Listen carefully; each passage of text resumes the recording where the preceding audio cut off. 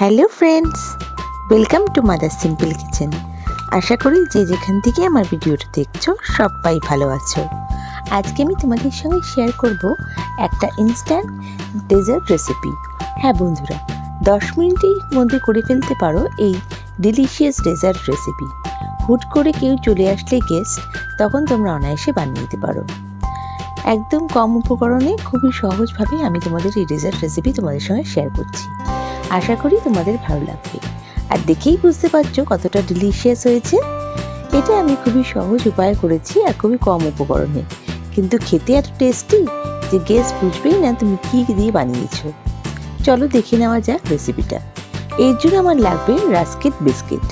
আমি এখানে 1 প্যাকেট মতন রাস্কেট বিস্কিট নিয়েছি। তোমরা যে কোনো ব্র্যান্ডের বিস্কিট নিতে পারো। প্রথমে আমি 1 কাপ চিনি আর 1 কাপ জল দিয়ে একটা শিরা তৈরি করে নেব।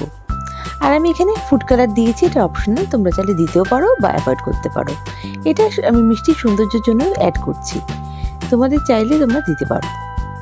আর এখানে আমি দেবো 1 টেবিল স্পুন মতন গোলাপ জল। এটা দিলে পরে ফ্লেভারটা খুব সুন্দর আসবে আর খুব ভালো লাগবে। জাস্ট এটা বয়েল আসবে, এখানে কোনো তার করবো না আমরা। জাস্ট যখন চিনি শিরাটা হয়ে যাবে, একটু হালকা চিটচিট করবে, তখনই আমি এটাকে রেখে নামিয়ে দেবো। দেখো হালকা চিটচিট হয়েছে, আমি এটা সরিয়ে রেখে দিচ্ছি। এবার একই কড়াইতে আমি দুধ ঢেলে দিচ্ছি। আমি এখানে 500 ml দুধ নিয়েছি।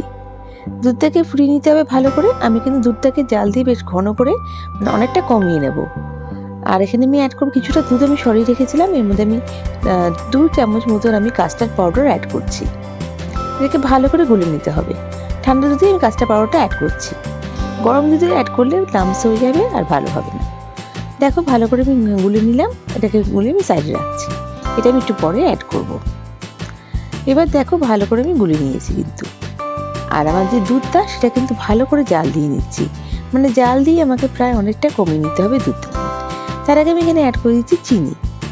এখানে আমি 8 চামচ মতন চিনি দিয়েছি। তোমরা তোমাদের টেস্ট অনুযায়ী যেরকম মিষ্টি খাবে সেই হিসেবে অ্যাড করবে। আর একটু মাথায় খেয়াল রাখতে হবে যে যেহেতু আমি যে সুগার সিরাপটা অ্যাড করছি বানাবো, সেটা আমি কিন্তু মিষ্টির মধ্যে অ্যাড করব। সেটা বুঝে একটু মিষ্টিটা তোমরা ব্যালেন্স করে নিও। দেখো ভালো করে একটু জাল দিয়ে নিচ্ছি। আর দুধটা জাল দিয়ে কিন্তু অনেকটা ঘন করে নিতে হবে। বেশ কিছুক্ষণ যখন দুধটা দেখো টেনে এসছে, এবার আমি কাস্টার্ড পাউডারটা অ্যাড করে দিচ্ছি। তাহলে মিষ্টির স্বাদটা খুব ভালো হবে আর টেস্টটা ভালো আসবে। দুধটা একটু ঘন হয়ে গেলে মিষ্টিটা ভালো লাগবে খেতে। দেখো দুধটা বেশ অনেকটা টেনে এসেছিলো, কিন্তু আমার হাফ মতন হয়ে গেছে। এবার ভালো করে নাড়িয়ে নিচ্ছি। এটা ইনস্ট্যান্ট সঙ্গে সঙ্গে নাড়তে হবে, এটা সঙ্গে সঙ্গে কিন্তু ঘন হয়ে যাবে।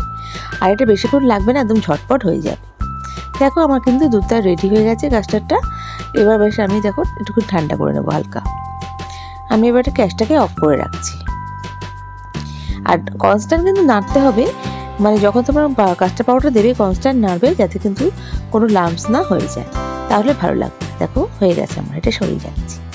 এবার আমি একটা বোল নিয়েছি। আমি এখানে একটা স্কোয়ার মতন বোল নিয়েছি, তোমরা তোমাদের সুবিধা মতন দিতে পারো, যেখানে সেট হবে বিস্কিটটা। ভালো করে চেপে চেপে আমি দেখো এখানে বিস্কিটটা দিয়ে দিচ্ছি। কোনো জায়গায় যেন ফাঁকা না থাকে, তাহলে ভালো লাগবে না। সাইডে যে ফাঁকা অংশটা আছে ওখানে আমি বিস্কিট ভেঙে দিয়ে দিয়েছি। দেখো এবার আমি এর মধ্যে কিন্তু সুগার সিরাপটা অ্যাড করব।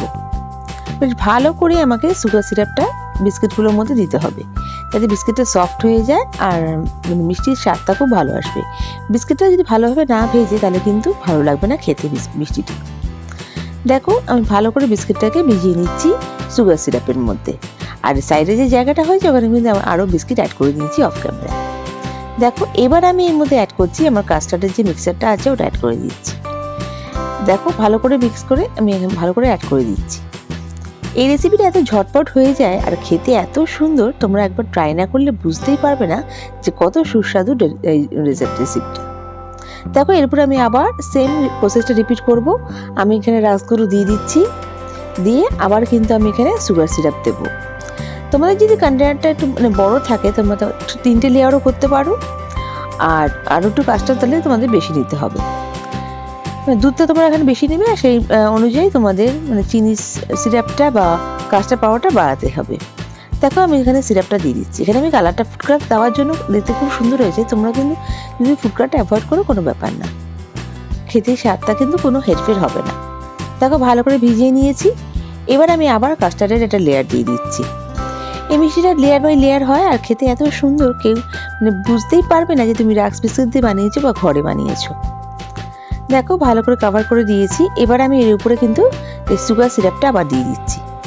এর জন্য দেখতেও যেমন সুন্দর লাগবে, খেতেও কিন্তু ভালো লাগবে, বেশ ভালো টেস্টটা হবে। রোজ সিরাপের জন্য, রোজ ফ্লেভারটার জন্য বেশ সুন্দর একটা গন্ধ আসবে, আর কালারটার জন্য তো এতে সুন্দরই লাগছে বলো। এবার আমি এখানে এর উপরে কিন্তু কিছু ড্রাই ফ্রুটস নিয়েছি।